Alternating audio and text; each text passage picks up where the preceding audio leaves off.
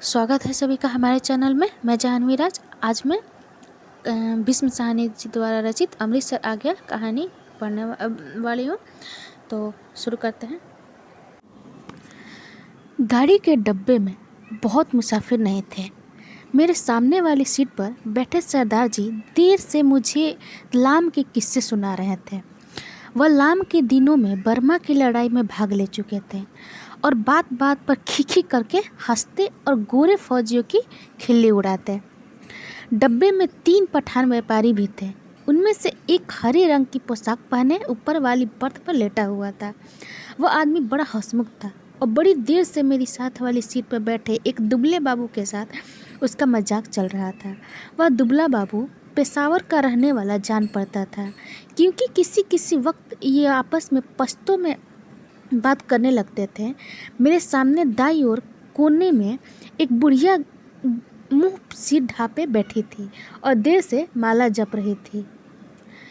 यही कुछ लोग रहे होंगे। संभव है 2-1 मुसाफिर भी रहे हो, पर वे स्पष्टता मुझे याद नहीं है।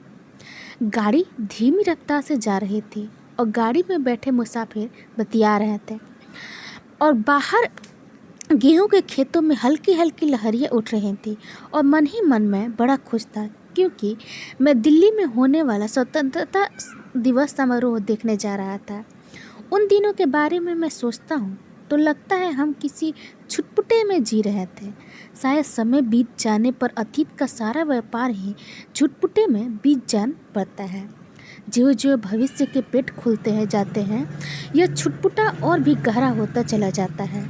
उन दिनों पाकिस्तान के बनाए जाने का ऐलान किया गया था और लोग तरह तरह के अनुमान लगाने लगे थे कि भविष्य में जीवन की रूपरेखा कैसी होगी, पर किसी की कल्पना बहुत दूर तक नहीं जा पाती थी। मेरे सामने बैठे सरदार जी बार बार मुझसे पूछ रहे थे कि पाकिस्तान बन जाने पर जिन्ना साहब मुंबई में ही रहेंगे या पाकिस्तान में जाकर बस जाएंगे, और मेरा हर बार यही जवाब होता था, बम्बई क्यों छोड़ेंगे, पाकिस्तान में आते जाते रहेंगे, बम्बई छोड़ देने में क्या तुक है। लाहौर और गुरदासपुर के बारे में भी अनुमान लगाए जा रहे थे कि कौन सा शहर किस ओर जाएगा। मिल बैठने के ढंग में, गपशप में, हंसी मजाक में कोई विशेष अंतर नहीं आया था। कुछ लोग अपने घर छोड़कर जा रहे थे, जबकि अन्य लोग उनका मजाक उड़ा रहे थे। कोई नहीं जानता था कि कौन सा कदम ठीक होगा, कौन सा गलत। एक ओर पाकिस्तान बन जाने का जोश था तो दूसरी ओर हिंदुस्तान के आज़ाद होने का जोश। जगह जगह दंगे भी हो रहे थे और यौम आज़ादी की तैयारियां भी चल रही थी। इस पृष्ठभूमि में लगता देश आज़ाद हो जाने पर दंगे अपने आप बंद हो जाएंगे। वातावरण के इस छुटपुटे में आज़ादी की सुनहरी धूल सी उड़ रही थी और साथ ही साथ अनिश्चय भी डोल रहा था। और इसी अनिश्चय की स्थिति में किसी किसी वक्त भावी रिश्तों की रूपरेखा झलक दे जाती थी। शायद झेलम का स्टेशन पीछे छूट चुका था। अब ऊपर वाला बर्थ पर बैठा पठान ने एक पोटली खोल ली और उसमें से उबला हुआ मांस और नान रोटी के टुकड़े निकाल कर अपने साथियों को देने लगा। फिर वह हंसी मजाक के बीच मेरी बगल में बैठे बाबू की ओर भी नान का टुकड़ा और मांस की रोटी बढ़ाकर खाने का आग्रह करने लगा था। खा ले बाबू, ताकत आएगी, हम जैसा हो जाएगा, बीबी भी तेरे साथ खुश रहेगी। खा ले दाल खोर, तू दाल खाता इसलिए दुबला है। डब्बे में लोग हंसने लगे थे। बाबू ने पश्तो में कुछ जवाब दिया और फिर मुस्कुराता सिर हिलाता रहा। इस पर दूसरे पठान ने हंसकर कहा, ओ जालिम, हम हमारे साथ से नहीं लेता है तो अपने हाथ उठा ले। खुदा कसम बर का गोश्त और किसी चीज़ का नहीं है। ये वो लोग अपने पश्तो भाषा में बात कर रहे हैं, इसलिए हमारे हैं, हमारे की जगह। ऊपर बैठा पठान चहक कर बोला, ओ खंजीर के तुख्म, इधर तुम्हें कौन देखता है? हम तेरी बीबी को नहीं बोलेगा, आ तू हमारे साथ बोटी तोड़, अब तेरे साथ दाल पिएगा। इस पर कहा उठा, पर दुबला पतला बाबू हंसता, सिर हिलाता और कभी कभी 2 शब्द पश्तो में भी कह देता, ओ कितना बुरा बात है, खाता है, तू हमारा मुंह देखता है। सभी पठान मग्न थे। यह इसलिए नहीं लेता कि तुमने हाथ नहीं धोए हैं, स्थूलकाय सरदार जी बोले और बोलते ही खिखी करने लगे। अधलेटी मुद्रा में बैठे सरदार जी की आधी तोंद सीट के नीचे लटक रही थी। तुम अभी सोकर उठे हो और उठते ही पोटली खोलकर खाने लग गए हो, इसलिए बाबूजी तुम्हारे हाथ से नहीं लेते। और कोई बात नहीं। सरदार जी ने मेरी ओर देखकर आंख मारी और फिर खिखी करने लगे। मांस नहीं खाता ए बाबू तो आओ जनाना डब्बे में बैठो, आओ जालिम किस्सा खाने की बातें करेंगे। तभी किसी स्टेशन पर गाड़ी रुकी और नए मुसाफिरों का रेला अंदर आ गया था। बहुत से मुसाफिर एक साथ अंदर घुसते चले आए। कौन सा स्टेशन है? किसी ने पूछा। वजीराबाद है शायद, मैंने बाहर की ओर देखकर कहा। गाड़ी वहाँ थोड़ी देर के लिए खड़ी रही, पर छूटने से पहले एक छोटी सी घटना घटी। एक आदमी साथ वाले डब्बे में से पानी ले उतरा और नल पर जाकर पानी लोटे में भर रहा था। जब वो भागकर अपने डब्बे की ओर लौट आया, छलछलाते लोटे में से पानी गिर रहा था, लेकिन जिस ढंग से वह भागा था उसी ने बहुत कुछ बता दिया था। नल पर खड़े लोग भी 3 या 4 आदमी रहे होंगे, इधर अपने डब्बे की ओर भाग आ गए थे। इस तरह घबराकर भागते लोगों को मैं देख चुका था। देखते ही देखते प्लेटफॉर्म खाली हो गया, मगर डब्बे के अंदर अभी भी हंसी मजाक चल रहा था। कहीं कोई गड़बड़ है, मेरे पास बैठे दुबले बाबू ने कहा। कहीं कुछ था, लेकिन क्या था कोई भी स्पष्ट नहीं जानता था। मैं अनेक दंगे देख चुका हूँ, इसलिए वातावरण में होने वाली छोटी सी तब्दीली को भी भाप गया था।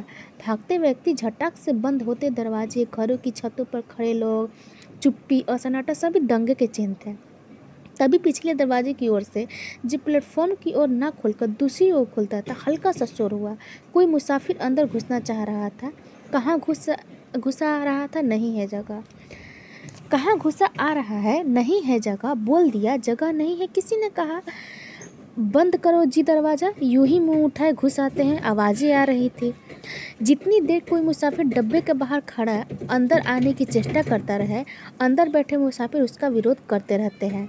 पर एक बार जैसे तैसे वो अंदर आ जाए तो विरोध खत्म हो जाता है और वो मुसाफिर जल्दी ही डब्बे की दुनिया का निवासी बन जाता है और अगले स्टेशन पर वहीं सब से पहले बाहर खड़े मुसाफिरों पर चिल्लाने लगता है, नहीं है जगह, अगले डब्बे में जाओ। घुस जाते हैं।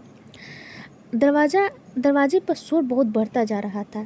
तभी मैले कुचले कपड़ों और लटकती मूंछों वाले एक आदमी दरवाजे से अंदर घुसता दिखाई दिया।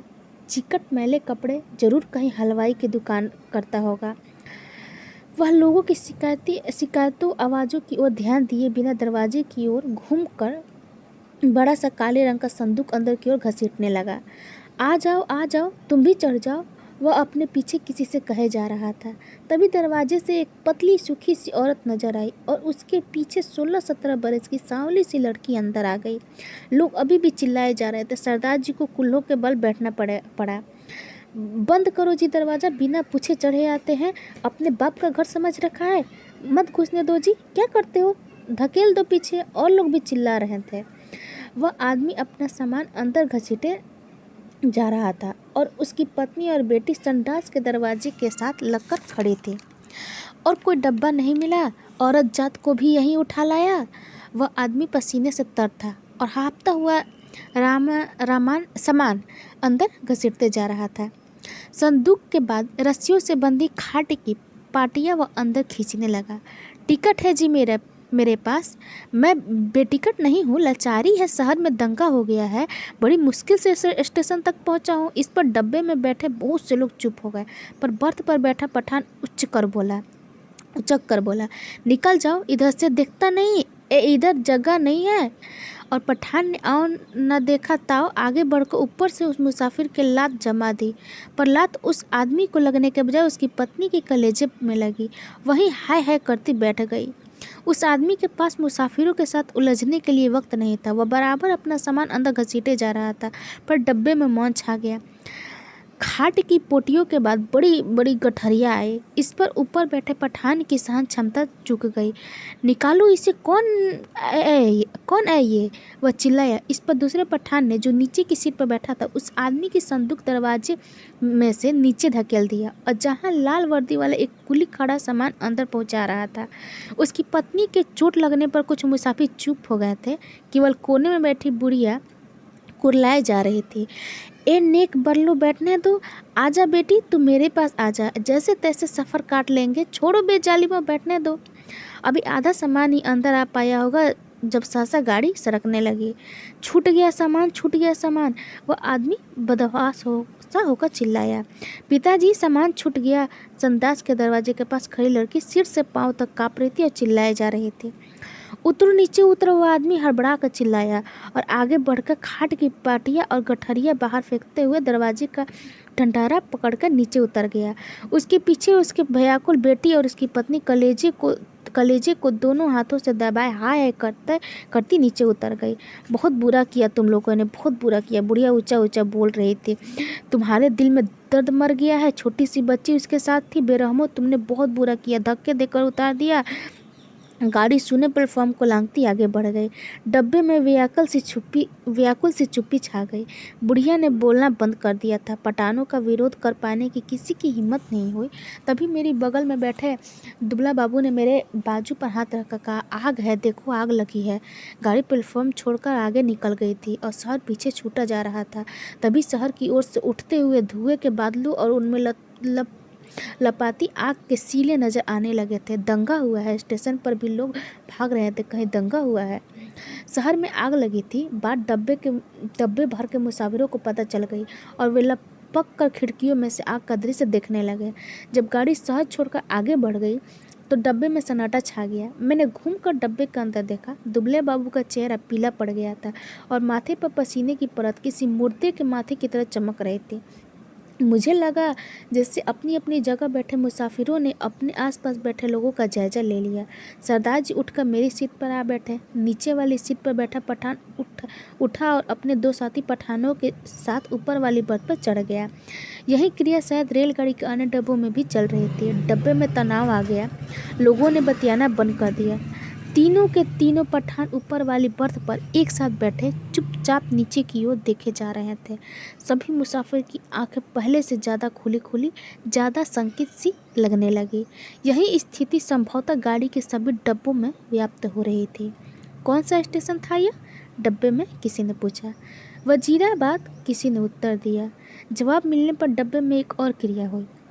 पठानों के मन का तनाव फौरन ढीला पड़ गया, जबकि हिंदू सिख मुसाफिरों की चुप्पी और ज़्यादा गहरी हो गई। एक पठान ने अपनी वास्कट की जेब में से नस्वार की डिबिया निकाली और नाक में नस्वार चढ़ाने लगा। अन्य पठान भी अपनी अपनी डिबिया निकालकर नस्वार चढ़ाने लगे। बुढ़िया बराबर माला जपे जा रही थी। किसी किसी वक्त उसके बुदबुदाते होठ नजर आते, लगता उनमें से कोई खोखली सी आवाज़ निकल रही थी। अगले स्टेशन पर जब गाड़ी रुकी तो वहाँ भी सन्नाटा था। कोई परिंदा तक नहीं फड़क रहा था। हाँ, एक भिजती पीठ पर पानी की मशक लादे प्लेटफॉर्म लांघकर आया और मुसाफिरों को पानी पिलाने लगा। लो पियो, पानी पियो, पानी पियो। औरतों के डब्बे में से औरत और बच्चे के अनेक हाथ बाहर निकल आए। बहुत मार काट हुई है, बहुत लोग मरे हैं। लगता था वह इस मार काट में अकेला पुण्य कमाने चला आया है। गाड़ी सरकी तो सहसा खिड़कियों के पल्ले चढ़ाए जाने लगे। दूर दूर तक पहियों की गड़गड़ाहट के साथ खिड़कियों के पल्ले चढ़ाने की आवाज़ें आने लगी। किसी अज्ञात आशंकावश दुबला बाबू मेरे पास वाली सीट पर से उठा और दो सीटों के बीच फर्श पर लेट गया। उसका चेहरा अभी मुर्दे जैसा पीला हो रहा था। इस पर बर्थ पर बैठा पठान उसकी ठिठोली करने लगा। ओ बगैर तुम मर्द एक ही औरत, सीट पर से उठकर नीचे लेटता है, तुम मर्द के नाम को बदनाम करता है। वह बोल रहा था और बार बार हंसे जा रहा था। फिर वह उससे पश्तो में कुछ कहने लगा। बाबू चुप बना लेट रहा था। अन्य सभी मुसाफिर चुप थे। डब्बे का वातावरण बोझिल हुआ था। ऐसे आदमी को हम डब्बे में बैठने नहीं देगा। ओ बाबू, तुम अगले स्टेशन पर उतर जाओ और जनाना डब्बे में बैठो। मगर बाबू की हाजिर जवाबी अपने कंठ में सूख चली थी। हकला कर चुप हो रहा, पर थोड़ी देर बाद वह अपने आप सीट पर जा बैठा और देर तक कपड़ों की धूल झाड़ता रहा। वह क्यों उठकर फर्श पर लेट गया था? शायद उसे डर था कि बाहर गाड़ी पर पथराव होगा या गोली चलेगी। शायद इसी कारण खिड़कियों के पल्ले चढ़ाए जा रहे थे। कुछ भी कहना कठिन था। मुमकिन है किसी एक मुसाफिर ने किसी कारण से खिड़की का पल्ला चढ़ाया हो और उसी की देखा देखी बिना सोचे समझे धड़क कर खिड़कियों के पल्ले चढ़ाए जाने लगे हों। बोझिल अनिश्चित से वातावरण में सफ़र कटने लगा। रात गहराने लगी थी। डब्बे के मुसाफिर स्तब्ध और शंकित ज्यों के त्यों बैठे थे। कभी गाड़ी की रफ्तार सहसा टूट कर धीमी पड़ जाती तो लोग एक दूसरे की ओर देखने लगते। कभी रास्ते में ही रुक जाती तो डब्बे के अंदर का सन्नाटा और भी गाढ़ा हो उठता। केवल पठान निश्चिंत बैठे थे। हाँ, उन्होंने भी बतियाना छोड़ दिया था क्योंकि उनकी बातचीत में कोई भी शामिल होने वाला नहीं था। धीरे धीरे पठान उगने लगे, जबकि अन्य मुसाफिर फटी फटी आंखों से सुनने में देखे जा रहे थे। बुढ़िया मुंह सिर पर लपेटे, टांगे सीट पर चढ़ाए बैठी बैठी सो गई थी। ऊपर वाली बर्थ पर एक पठान ने और लेटे ही कुर्ते की जेब में से काले मनकों की तस्बीह निकाल ली और उसे धीरे धीरे हाथ में चलाने लगा। खिड़की के बाहर आकाश में चांद निकल आया और चांदनी में बाहर की दुनिया और भी अनिश्चित और भी अधिक रहस्यमय हो उठी। दूर किसी ओर आग के सिले उठते नजर आते।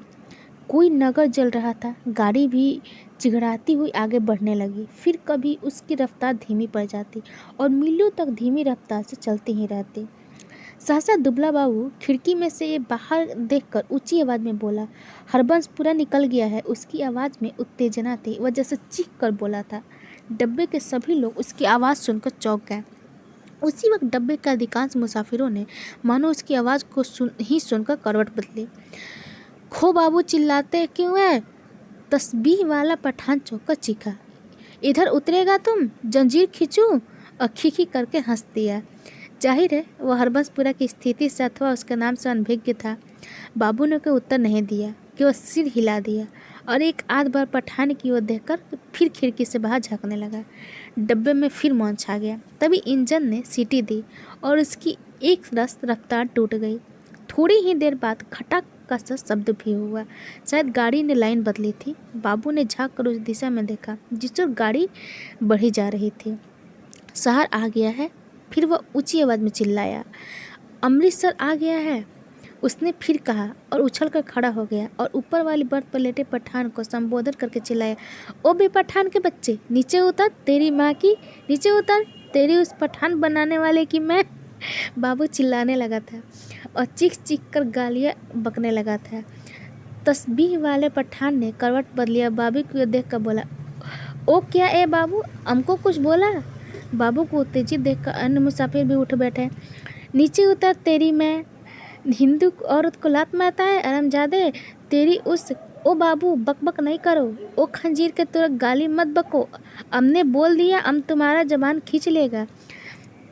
दुबला गाली देता है, बाबू चिल्लाया और उछलकर सीट पर चढ़ गया। वह सीट से पांव तक कांप रहा था। बस सरदार जी बोले, यह लड़ने की जगह नहीं है, थोड़ी देर का सफ़र बाकी है, आराम से बैठो। तेरी मैं लात तोड़ दूंगा कहना गाड़ी में तेरे बाप की है, बाबू चिल्लाया। ओ हमने क्या बोला? सभी लोग उसको निकालता था, हमने भी निकाला। ये इधर हमको गाली देता है, हम इसका जबान खींच लेगा। बुढ़िया बीच में फिर से बोल उठी। बे जिम जाएगा, आराम नाल बैठो। बे रब्बा दिया बदैया, कुछ होश करो। उसके होठ किसी प्रेत के होठों की तरह फड़फड़ा रहे थे और उनमें से छीन सी फुसफुसाहट सुनाई दे रही थी। बाबू चिल्लाया जा रहा था, अपने घर में शेर बनता था। अब बोल मेरी इस पठान बनाने वाले की।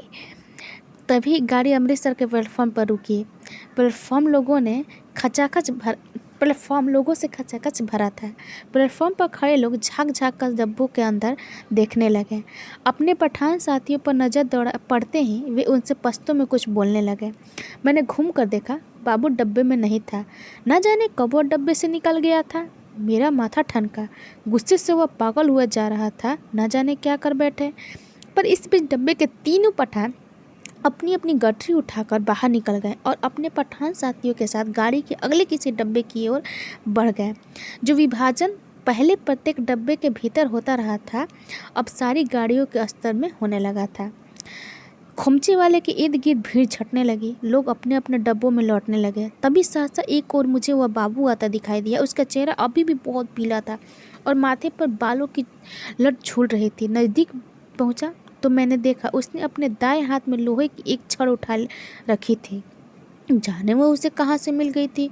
डब्बे में घुसते समय उसने छड़ को अपनी पीठ पीछे कर लिया और साथ वाली सीट पर बैठने से पहले उसने हौले से छड़ को सीट के नीचे सरका दिया।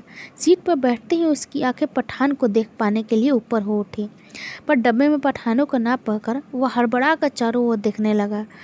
निकल गए आरामी, सब के सब निकल गए। फिर वह सिर पिटाकर उठ खड़ा हुआ और चिल्ला कर बोला, तुमने उन्हें जाने क्यों दिया? तुम सब नामर्द हो बुज़दिल। पर गाड़ी में भीड़ बहुत थी, बहुत से नए नए मुसाफिर आ गए थे, किसी ने उसकी ओर विशेष ध्यान नहीं दिया। गाड़ी सरकने लगी तो वह फिर मेरी बगल वाली सीट पर आ बैठा, पर वह बड़ा उत्तेजित था और बराबर बड़बड़ाए जा रहा था। धीरे धीरे हिचकोले खाती गाड़ी बढ़ने लगी। डब्बे के पुराने मुसाफिरों ने भर पेट पुड़िया खा ली थी और पानी भी पी लिया था, और गाड़ी उस इलाके से आगे बढ़ने लगी थी जहां उनके जान माल को खतरा नहीं था। नए मुसाफिर बतिया रहे थे। धीरे धीरे गाड़ी फिर समतल गति से चलने लगी थी। कुछ ही देर बाद लोग उड़ने भी लगे थे, मगर बाबू अभी भी फटी फटी आंखों से सामने की ओर देख जा रहा था।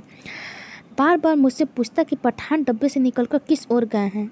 उसके सिर पर जुनून सवार था।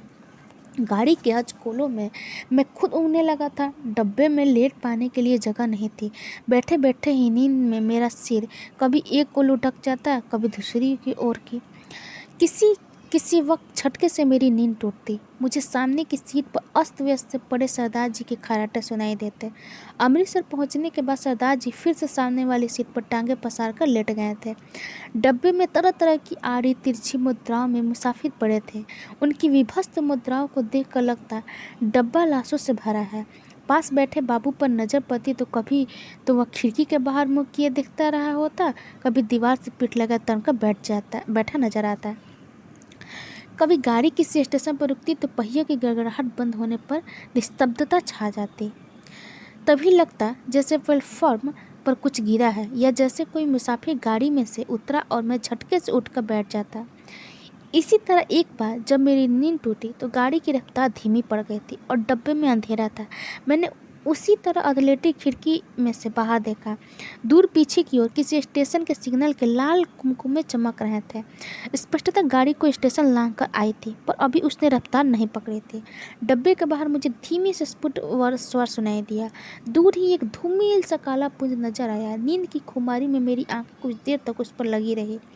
फिर मैंने उसे समझ पाने का विचार छोड़ दिया। डब्बे के अंदर अंधेरा था, बत्तियाँ बुझी थी, लेकिन बाहर लगता था बम फटने वाली है।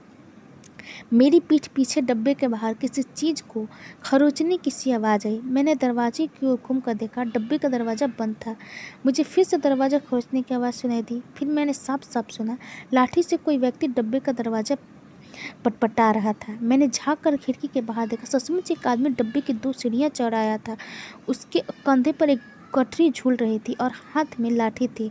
उसने बदरंग से कपड़े पहन रखे थे और उसकी दाढ़ी थी। फिर मेरी नज़र बाहर नीचे की ओर गई। गाड़ी के साथ एक औरत भागती चली आ रही थी, नंगे पाँव, और उसने 2 गठरियाँ उठा रखी थी।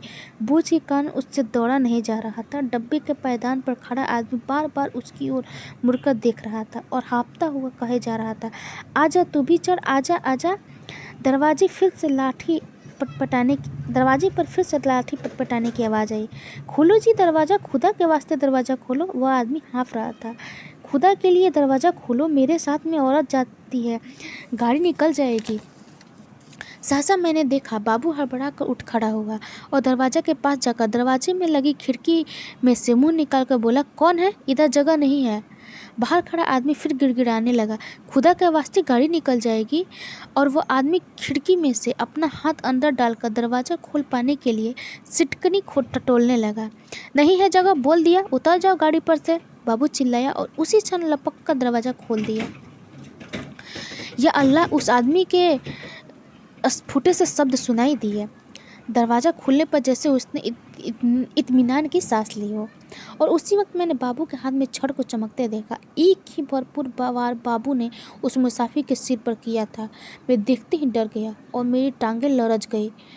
मुझे लगा जैसे छड़ के वार का उस आदमी पर कोई असर नहीं हुआ। उसके दोनों हाथ अभी जोर से ठंडारे को पकड़े हुए थे।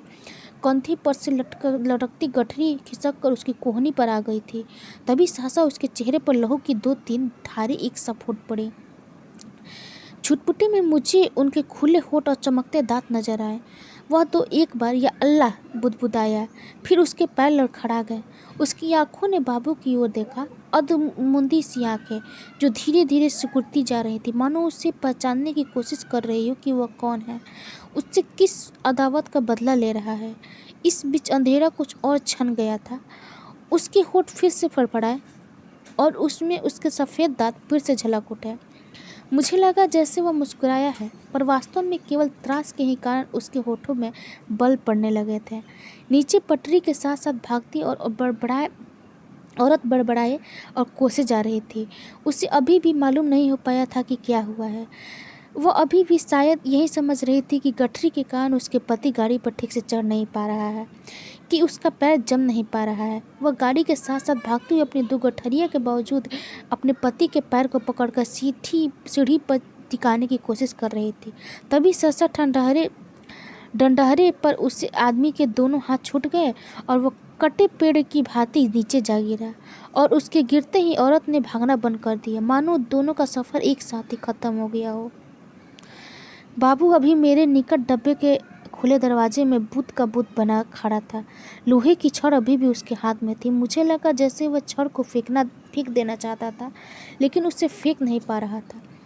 उसका हाथ जैसे उठ नहीं रहा था। मेरी सांस अभी फूली हुई थी और डब्बे के अंधियारे कोने में मैं खिड़की के साथ सटक कर बैठा उसकी ओर देखे जा रहा था। फिर वो आदमी खड़े खड़े हिला। किसी अज्ञात प्रेरणावश वह एक कदम आगे बढ़ आया और दरवाजे में से बाहर पीछे की ओर देखने लगा। गाड़ी आगे निकलती जा रही थी। दूर पटरी के किनारे अंधियारा सा नजर आ रहा था। बाबू का शरीर हरकत में आया। एक झटके में उसने छड़ को डब्बे के बाहर फेंक दिया, फिर घूमकर डब्बे के अंदर दाएं बाएं देखने लगा। सभी मुसाफिर सोए पड़े थे। मेरी ओर उसकी नज़र नहीं उठी। थोड़ी देर तक वह डोलता रहा, फिर उसने घूमकर दरवाज़ा बंद कर दिया। उसने ध्यान से अपने कपड़ों की ओर देखा, दोनों हाथों की ओर देखा, फिर एक एक करके अपने दोनों हाथों को नाक के पास ले जाकर उसने सूंघा, मानो जानना चाहता हो कि उसके हाथों से खून की बदबू तो नहीं आ रही है। फिर वह दबे पाँव चलता हुआ आया और मेरी बगल वाली सीट पर बैठ गया। धीरे धीरे छुटपुटा छटने लगे। दिल खुलने लगा। दिल नहीं, यहाँ पर दिन होगा। दिन खुलने लगा। साफ सुथरी सी रोशनी चारों ओर फैलने लगी। किसी ने जंजीर खींचकर गाड़ी को खड़ा नहीं किया था।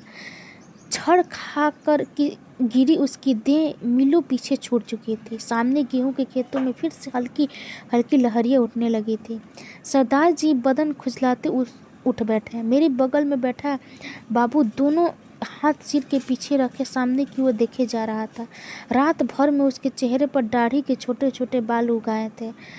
अपने सामने बैठा देखकर सरदार जी उसके साथ बतियाने लगे। बड़े जीवट वाले हो बाबू, दुबले पतले हो पर गुर्दे वाले हो, बड़ी हिम्मत दिखाई है। तुमसे डरकर ही वे पठान डब्बे से निकल गए। यहाँ बने रहते तो एक न एक की खोपड़ी तुम जरूर दुरुस्त कर देते। और सरदार जी हंसने लगे।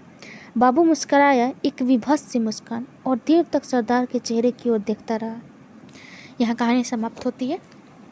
एक कहानी था अमृतसर, आगे भीष्म साहनी द्वारा लिखा गया था। तो अगर जिसको नई कहानी पढ़ने की आदत हो तो समझ में आएगा क्यों ख़त्म हो गया। ये कहानी बहुत अच्छा सीख देता है। इंसान को लगता है कि वो जिस जगह पर है वो सही है, लेकिन जब तक सामने वाला बुरा कर रहा होता है तब तक उसे लगता है कि सही है। जब वो बुरा इंसान चला जाता है तो उसे पता नहीं चलता उसका स्थान कब वो अच्छे इंसान ने ले लिया है उस बुरा इंसान के जगह पर। बिल्कुल ऐसे इससे मिलती जुलता कहानी है समझने के लिए। प्रेमचंद की एक कहानी है नशा, उसमें भी कुछ ऐसी परिस्थिति दिखाया गया है। एक जो लेखक बताता है कि इसमें जो मुख्य पात्र है उसे लगता है कि जो अमीर लोग हैं वो गरीबों पर शोषण करते हैं, उसके साथ दुर्व्यवहार करते हैं। लेकिन एक समय आता है ऐसा जब किस कहानी के कुछ ऐसा कथानक घूमता है जिसके वजह से उसे भी उस अमीर वाली ज़िंदगी जीने का मौका मिलता है।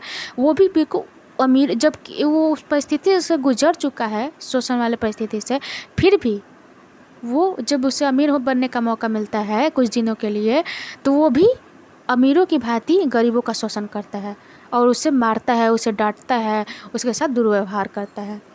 इंसान तब तक अच्छा होता है जब उसके सामने बहुत बुरा इंसान होता है, तब तक वो खुद को अच्छा समझता है। पर जब उसके सामने वो बुरा आदमी चला जाता है तो वो कब उस बुरा आदमी की जगह ले लेता है उसे ये एहसास नहीं होता। बिल्कुल यही इस कहानी में दुबला बाबू के साथ हुआ है। जब तक पठान लोग उससे एक लात मारते हैं, एक पैसेंजर को, एक जो यात्री को, तो उस कितना वो गुस्सा हो जाता है कि वो गलत करता है। लेकिन अभी उसने एक आदमी को, उसने तो केवल लात मारी थी पठान ने, जबकि इसने एक आदमी की हत्या कर दी है मारकर। एक लोहे के जंजीर से, लोहे से किसी को मार दिया है और अपनी गलती को छुपाने के लिए इधर उधर देखकर वो दरवाजे बंद करता है। नई कहानियाँ हमेशा बहुत प्रेरणादायक होती है। अगर आप अच्छे से समझिएगा तो बहुत कुछ सिखा कर जाती हैं। उम्मीद है आप ऐसे ही कहानियाँ पढ़ते रहिए और उसे समझते रहिए। कहानी को कहानी की तरह केवल ना लेकर उसे जो कुछ भी सीखने को मिले, अपने अंदर परिवर्तन करने को मिले, आप कीजिए। और आपको कैसी लगी कहानी आप ज़रूर बताइएगा। आपको इससे क्या अलग सीखने को मिला आप ज़रूर बताइएगा। और बहुत बहुत धन्यवाद आप सबका जुड़ने के लिए। धन्यवाद।